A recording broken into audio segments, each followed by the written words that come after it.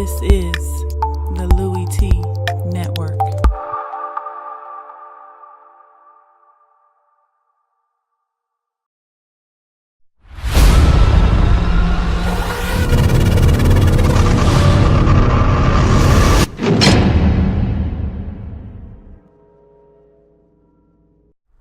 Who else could it be?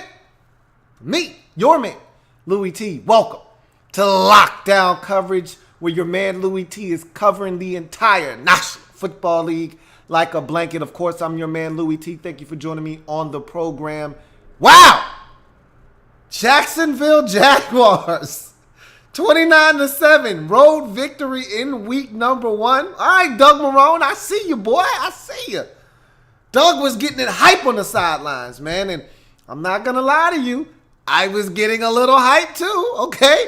I told you this Jacksonville Jaguars talent and record don't match up, okay? The two don't go together. When you look at the amount, and I've said this for 2 years now, and they continue to stockpile talent.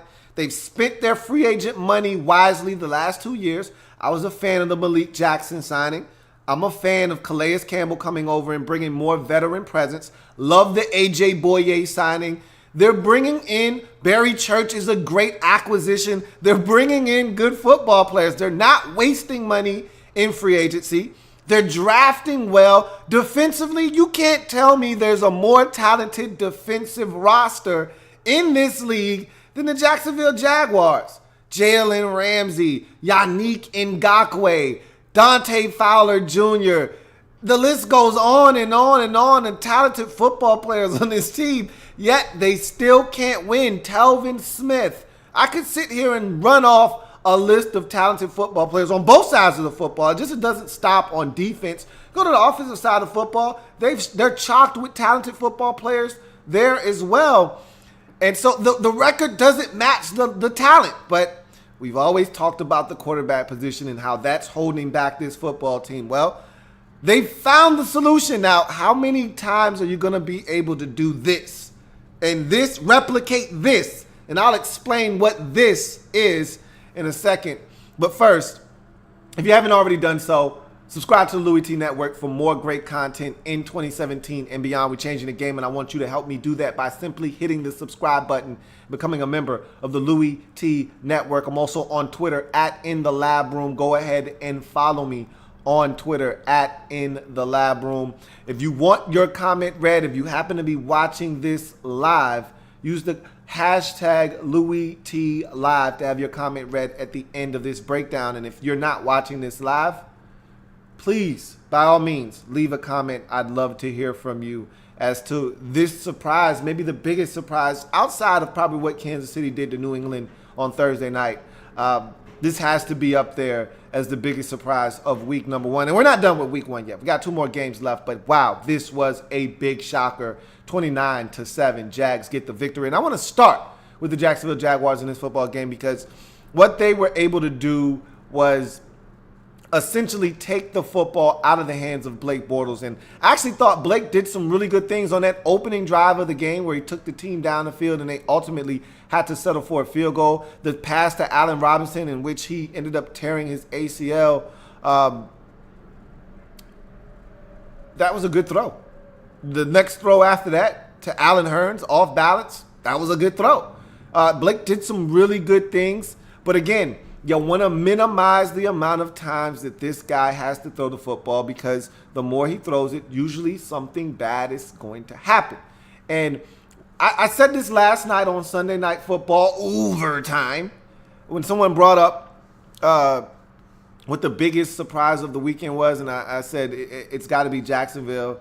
If you're taking out the New England Kansas City result, it's got to be Jacksonville. If you're just talking about what happened on Sunday, it's got to be Jacksonville. And what I discounted, though, and this is what I mentioned on Sunday night, was that I failed to take into account, because he got injured after the first preseason game and we really didn't see him again, I failed to realize that Leonard Fournette, this is exactly what they drafted him for. And I understood that when they selected him, what the game plan was going to be. And I've said it all along, which was hey, let's minimize the amount of pass attempts for Blake Bortles. Let's control the clock. Let's run the football. Let's stay in third and manageable. Let's not put the game on the shoulders of the quarterback, whomever it is. Blake Bortles, Chad Henne, doesn't matter. Let's run the football. Let's be a power smash mouth team. Let's allow our defense to help us win football games. Let's give ourselves a shot. And that's what you saw in this game. And I failed to realize the impact that Leonard Fournette, a healthy Leonard Fournette, would have on his football team. But let's not just give all the credit to Leonard Fournette. How about Chris Ivory as well? They've got a two-headed monster in that backfield, and I thought it was impressive what they were able to do on the ground in this game. Blake Bortles, again, only 11 completions. Hell, he was barely over 50% completion percentage in this game, but he didn't make any mistakes, and that's key for this Jacksonville Jaguars team, who had lost 6 straight games to this Houston Texans football team.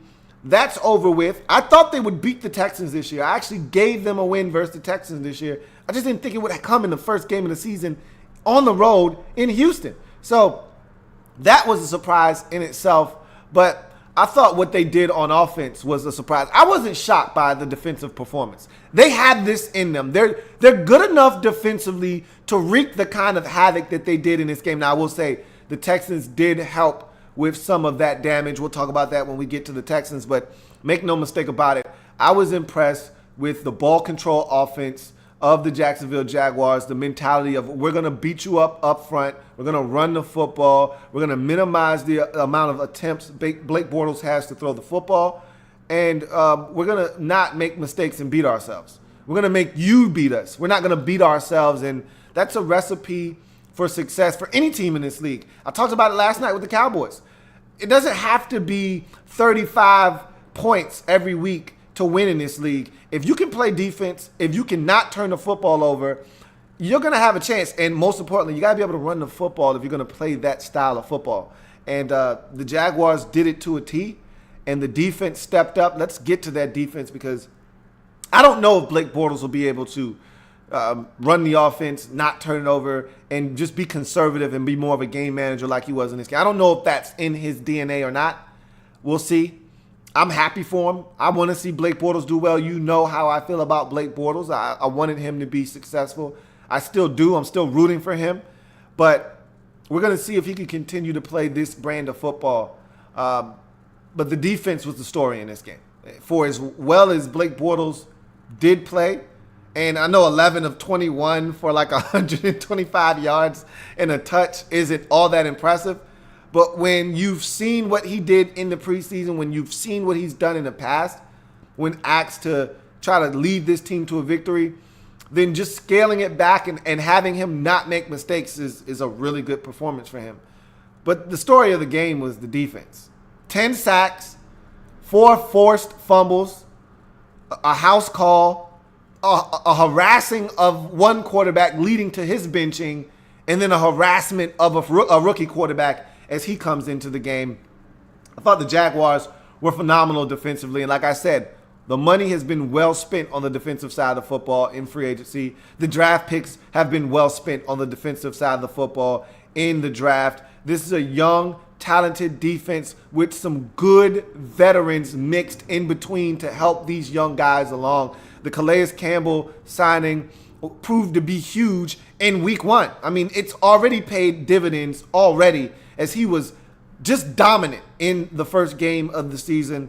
And it was his presence and the presence of those guys up front, Malik Jackson getting in on the action, and Ngakoue picking right up where he left off last year, setting a Jaguars franchise rookie record with 8 sacks last year, coming back and just being a menace and forcing fumbles. Dante Fowler Jr. all over the place. He's got to be a little bit more disciplined.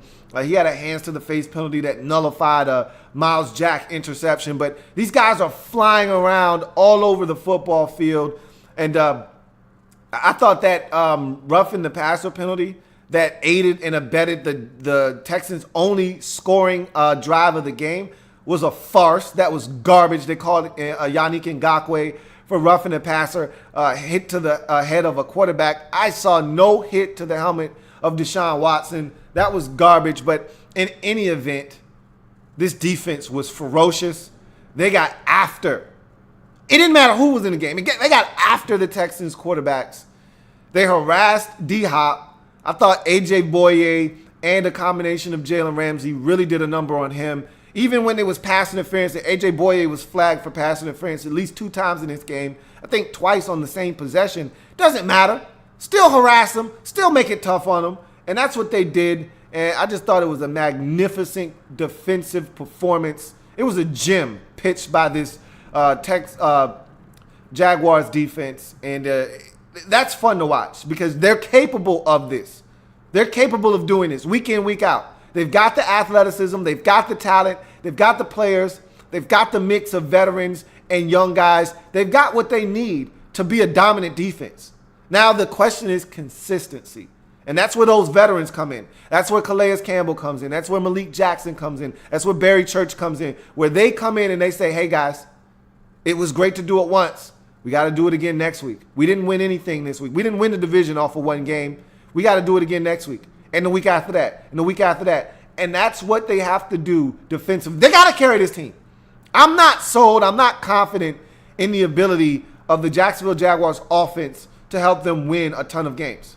What I am confident in is this defense. Because what teams are going to do after watching this, what teams are going to do is going to start loading up the box and saying, hey, Leonard Fournette won't rush for 100 yards on us.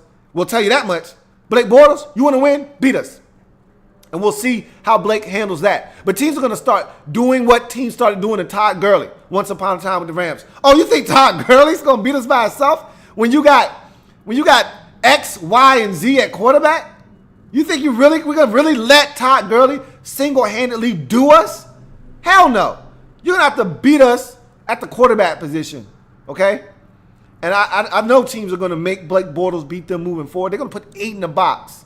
And with that, Allen Robinson, and that was a huge blow. He's going to miss the entire season with a torn ACL. That sucks. It sucks. And that was the biggest weapon they had at receiver. Now it's going to be up to Allen Hurns and company. And they got talent at receiver still. But he was the biggest threat that they had. You take him out of the mix, and all of a sudden, I don't know if they have a legit number 1 wide receiver on that football team now. But in any event, teams are going to challenge Blake Bortles to beat them.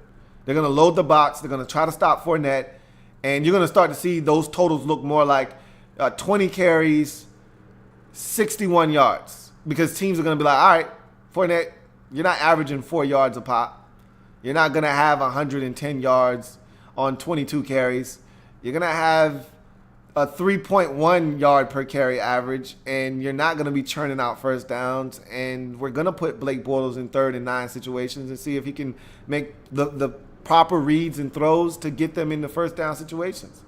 We're going to have to see if Blake Bortles can do that. But this defense, I know they can do what they did in this game moving forward. The question is, consistently, can they do this week in and week out? Can they be disciplined? Can they eliminate the penalties? There were a ton of penalties. This game could have been a lot worse without the penalties. I thought some of them were bogus calls, but it doesn't matter. This team has always been undisciplined on the defensive side of football. They're going to have to be more disciplined because they're going to have to carry this football team. They're going to have to be the catalyst for the Jaguars winning football games this year. And this was impressive. On the road, you knew Houston was going to be hyped because of the Hurricane Harvey output and J.J. Watt coming out with the flag and all of the things that he's done to help the Texans and that community and the cause for Harvey and the rebuilding of the communities. You knew they were going to be lit. And the Jags didn't give a damn about that. And they came out and they took it to the Texans from the word go. And that's impressive. That was very impressive. Can you do it again? I'm challenging this Jaguars defense to do it again. You're going to have to be the ones to carry this football team. Can you do it again? You've got the talent. You've got the players. You've got the horses on that side of the football. It's up to you to do it again. Let's go to the Texans. It didn't take long for them to move on from Tom Macho Man Savage. Oh, yeah. I knew that was going to happen. They wanted to see Deshaun Watson out there. It didn't take long. And bottom line is, what do you got to lose? You know, I hate throwing young quarterbacks out there into the fire sooner than they need to be. I think that's part of the reason why Blake Bortles has been put in the position that he's been in, because he shouldn't have played his rookie season. but he didn't have a choice. Deshaun Watson, I think, more so than a Blake Bortles, can use his legs to protect himself. He's going to make mistakes. You saw it in this game. Threw two picks, really. If not for the hands to the face penalty on Dante Fowler Jr., he would have thrown another pick in the red zone. He's going to make mistakes. That comes with the territory of being a rookie quarterback in this league. You know, there are not a ton of Dak Prescotts out there that are going to take care of the football and really massage the ball and not allow the other team to get their hands on it. Look, you're going to have mistakes, but what he can do with his legs, Tom Savage can't. And when things break down, look, let's start there. This offensive line was horrendous in this game. 10 sacks, are you kidding me? Like, Dwayne Brown's quest for a new contract just got a lot stronger. And I know the Texans don't want to relent. They don't want to set precedents for other players to say, I'm going to do what Dwayne did. But you can't have Ham or whatever his damn name is at left tackle again. All right? He got his ass whooped. Straight up. He was a turnstile. They took turns running a G on him over there. Ngakoue, Fowler Jr., you name it, they did it, and they did it well over there on the left side of that offensive line. They got to the quarterback, and they weren't just looking to get to the quarterback. They were out for blood. They wanted the football. And they were forcing fumbles and turnovers, and they got after that Texans offense. And it's the same old story. I feel bad for D-Hop. I feel bad for Lamar Miller because it falls back on them once again. They have to carry this offense, and it's not fair to those guys. They don't have enough help. I didn't even see any of the other receivers get involved in this game, to be honest. Where the hell is Braxton Miller? Is he hurt? Where's he at? You know, where's Jalen Strong? I didn't see anybody else helping at all. I didn't see anybody else getting the rock. There's talent on this team offensively. Tyler Irvin, he can't catch a screen. Like, where are these guys at? Where's the usage of all of these football players that just don't get it in Houston? It seems like it's either D-Hop or it's C.J. Fedorowicz. And he took some shots in this game, and I don't know if he's healthy because of his usage. So I just feel like, and this goes back to last year with Godsey as your offensive coordinator, just don't feel like they utilize the amount of talent out there in Houston. And it showed the offensive line was just putrid in this game. And that's where it begins. That's where it ends. You can't protect. You're not going to beat anybody in this league. And Deshaun Watson can run and he can create. He can't run forever, okay? He's got to have time just like any other quarterback in this league. Same with Tom Savage. It doesn't matter who you put at the quarterback position. They're not going to succeed if your offensive line has holes in them like a sponge and it just continues to get gouged like they did in this game.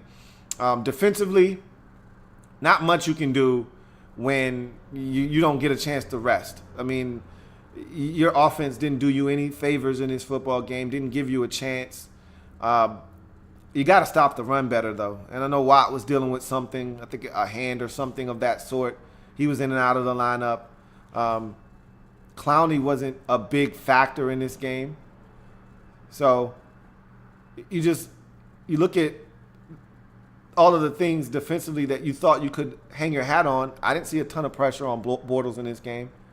So it was an eye-opening game because I didn't think the defense rose their game to the level that it needed to be to help this team win. But then again, the offense didn't give them any chances to really do anything either. And so this defense is going to have to be better. Look, you hate to put it on the defense again because that's what you've been doing for the last 2 or 3 years strong, is asking the defense to bail you out because the offense hasn't been good enough. But you got a rookie quarterback in, and I don't know. It's a short week now.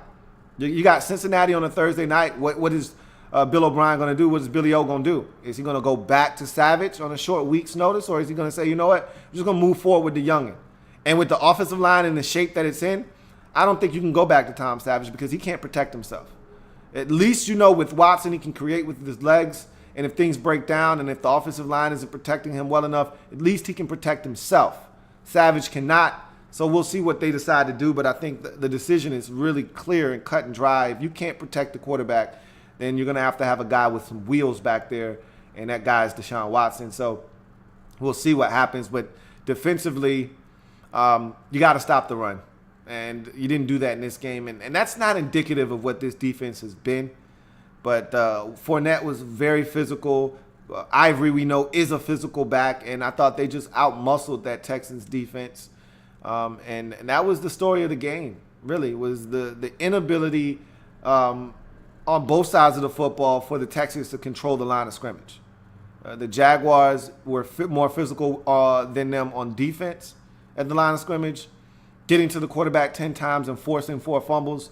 The Jaguars were more physical on offense at controlling the line of scrimmage and running the football to the tune of 100 yards for Fournette and probably another 30, 40 to 50 yards for Ivory in this game.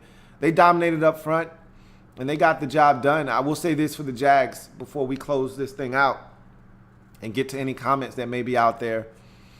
You're going to have to improve your field goal situation. I know that your kicker struggled in the preseason and then got it together. And he missed an extra point and another field goal in this game. He's going to have to tighten his ass up. Well, he's going to have to move on. But you can't continue to have the types of struggles that you had. Look, you're not a good enough football team to be leaving 4 points out on the field. You were in this game. You didn't need the 4 points this game, but don't think that you're going to run roughshod over everyone and be able to leave 4 points out on the field. You need every single point you can get. And he's going to have to be a lot better, okay? So he's going to have to tighten up. He's going to have to tighten up. But in any event, what a dominant performance. 29-7. Jaguars get it done. Texans lackluster home opener. With all the adrenaline, with all the things going on from Harvey, you would have thought they would have come out with a more spirited attitude, and they just got their ass whooped at the crib. Let's see if there are any comments out there.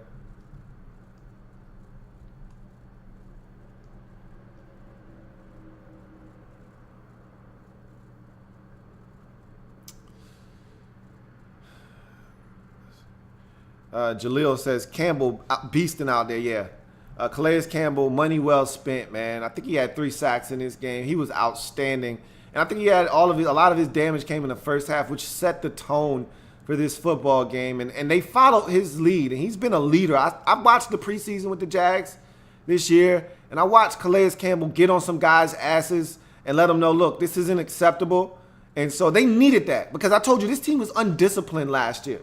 Under Gus Bradley, they were doing what the hell they wanted to do. I remember Malik Jackson getting tossed from a game last year and him packing his shit up and going home before the game was even over. And Dante Fowler picking up all kinds of personal foul penalties. Jalen Ramsey picking up personal foul penalties. There was no discipline. There was no accountability last year. I talked about that extensively. He's going to hold those guys accountable, and he's a big, big man. So they're not going to say anything to Calais Campbell, who's 6'7", 300, and 15 pounds. You got something to say, you say it in that man's face, you might get your damn face bashed in. So this is the kind of guy you need on your football team. When you got a young, wild, and crazy bunch of guys running around, you need someone to be able to galvanize this group, and that guy is Calais Campbell. And not only is he doing it with his words, he's doing it with his actions on the field, and that speaks louder than anything you can say to a player. When you go out and you bust the guy's ass in front of you consistently, and you say, look at what I just did, now you need to do that to the guy in front of you, guys are going to follow suit, and that's what they did in this game. Camden Dorian says, now every team in the South is an okay to good team except my Colts. It makes me worried now that the Jags figured it out. It's only one game. Relax. And your Colts aren't terrible. They had a terrible game, but keep in mind there's no Andrew Luck right now. When he comes back, it'll change the fortunes of your team quickly because I think you're a better football team. Your roster is better than that result that you had in the game. Just keep in mind that the Jags figured it out for a game. Let's see the consistency with which they play. Is this something that they can do week in and week out? I'm not sold yet. I know this defense is capable. I'm not sure that the offense is, okay? I think teams are going to start treating them like they treated the Rams with Todd Gurley. Oh, you got Case Keenum at quarterback? Okay, we're just going to load up the box and make Case Keenum beat you. Oh, you got Blake Bortles at quarterback? Okay, we're just going to load up the box and make Blake Bortles beat us. We're going to see if they figured it out or not. Jamie says, exactly, the Jags defense deserved a shutout. The Texans scoring drive was a gift. It was. I thought the officials were horrible on that possession in particular. A ton of really poor calls. Like I said, it is of no consequence They still went out and made plays, but I thought that entire drive was a gift from the officials. I agree with you. I didn't like those calls at all whatsoever. L.I. says, what did I think of Deshaun? I thought he was okay. Thought he did some good things. I thought he made some mistakes, but that's what you expect from the rookies. You got to take the good with the bad. I thought he did some really good things with his legs.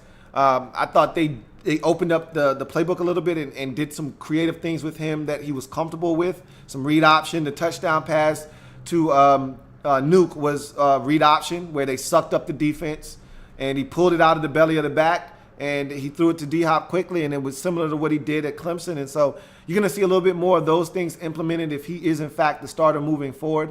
And I think they're going to try to do as many things as they can to make him comfortable. And they're going to be fine with him if they decide to move on with him at quarterback because, like I said, he's a gamer. He's going to figure it out, and he's going to be better, but he's going to make mistakes. He's going to make some improper reads. He's going to try to fit the football into some tight spaces that he could get away with at Clemson, can't get away with at the next level. And he's going to make some plays with his legs, and he's going to do some things. And so I thought he was okay.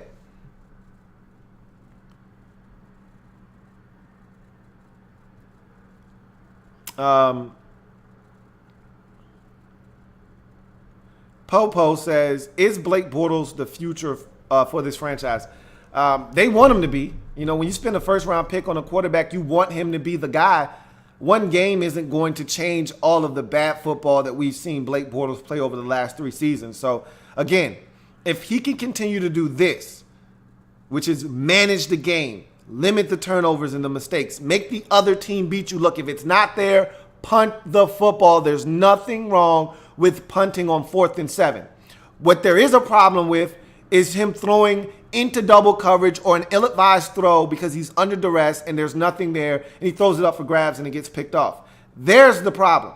If he can eliminate that, which he did in this game, and again, the completion percentage wasn't all that great. It's only 11 of 21, okay? Barely over 50% completion percentage, but he did toss a touchdown and he didn't, and this was the biggest thing of them all, he didn't turn it over. No fumbles, no INTs, no stupid plays. That's what they need from Blake Bortles. Is he the franchise QB? No, not yet. However, they want him to be that guy. That's why they picked up the option, because they want him to be the guy. This is a step in the right direction, but they need more of this from Blake Bortles. We'll see. Tyler Rodriguez says, I feel like the Chargers will win tonight if Melvin Gordon gets going and Keenan Allen plays. How do you feel? We're going to see. I think that Broncos defense will have something to say about that, but the Chargers know how to play the Broncos. Home, away, it doesn't matter. They know how to play the Broncos. Phillip Rivers has a lot of success versus the Broncos. If Melvin Gordon is right, if Keenan Allen is right, they have a legitimate shot of, yes, going on the road and beating the Denver Broncos. I don't see it happening, but I've been wrong with the Chargers when it comes to the Broncos. They've played them very well over the life of Phillip Rivers' career, especially of recent. Even with Peyton Manning, when they were doing all of that damage, Phillip Rivers was still finding a way to beat the Denver Broncos. So it would not shock me in the least if they found a way to pull the upset tonight on the road versus the Denver Broncos. But they're going to need healthy bodies out there, and they're going to need a solid performance from Melvin Gordon III. That's going to do it from your man Louie T here on this lockdown coverage of Jags at Texans. What a surprise end result here. 29-7. The Jags get it done. It was ultra impressive on both sides of the football. Ball control offense, stifling and suffocating defense, turnovers, sacks, you name it, they did it. They dominated this game from the opening kickoff to the last whistle as they win this game 29-7, going to 1-0 on the season, and even more importantly, 1-0 in the division. And this was on the road, which makes it that much more impressive for the Jacksonville Jaguars. Texans, it's a very sour taste in their mouth, and it's a short week, so they don't have a lot of time to lament this loss. They got to go quickly, turn around to a team that got their ass whooped at their crib as well in week 1 in the Cincinnati Bengals. They didn't even score a single point. So, you know, they're going to be foaming at the mouths to get back out on the football field. So that's going to be two teams pissed off at how they performed at home in week 1. I'm anxious to see how that game goes in week 2 on Thursday Night Football. Quick turnaround. Who's going to start for the Texans? We shall see. It's going to do it for your man Louie T here on Lockdown Coverage. If it happens in the National Football League, whether big or small, we cover it all here on the Louie T Network here in the Lab Room. I thank you guys for joining me. I've got more games to break down, including Raiders at Titans coming up your way next. I'll see you a little bit later on. Have a good one. Deuces.